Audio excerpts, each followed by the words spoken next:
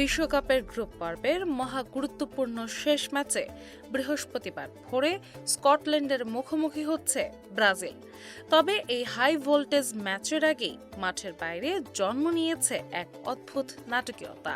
শেষ মুহূর্তে সেলেসাও গোলকিপারদের জার্সির রং বদলে ফেলার এক রহস্যময় নির্দেশ জারি করেছে বিশ্ব ফুটবলের নিয়ন্ত্রক সংস্থা ফিফা। ব্রাজিলের শীর্ষ সংবাদ মাধ্যম ও গ্লোবোর প্রতিবেদন অনুযায়ী আলিসন এদেরসনদের এই ম্যাচে লাল জার্সি পরে মাঠে নামার কথা ছিল, কিন্তু হুট করে ফিফা সেই সিদ্ধান্ত বাতিল করে গাঢ় সবুজ রঙের জার্সি, শর্টস ও মোজা পরার নির্দেশ দিয়েছে।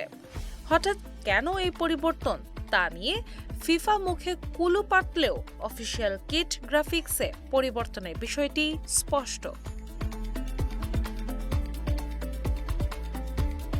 তবে নাটকীয়তা আরও বাড়িয়েছে ব্রাজিল ফুটবল কনফেডারেশন সিবিএফ।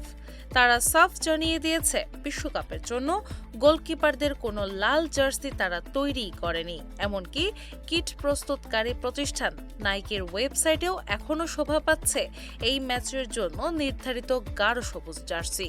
মাঠের বাইরের এই জার্সি বিভ্রাটের মাঝেই মাঠের ভেতরের উত্তেজনা এখন তুঙ্গে।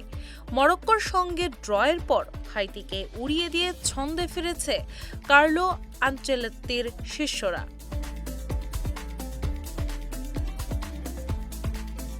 এবার স্কটল্যান্ডকে হারিয়ে গ্রুপ চ্যাম্পিয়ন হয়ে পরের পর্বে যাওয়ার লক্ষ্য ব্রাজিলের। তবে বিশ্বজুড়ে সাম্বা ভক্তদের আসল উন্মাদনা অন্য জায়গায়।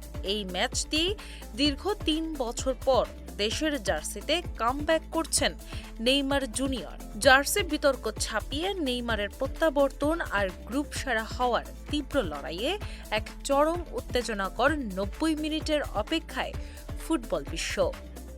দিনা ইসলাম, বাংলা বাজার পত্রিকা।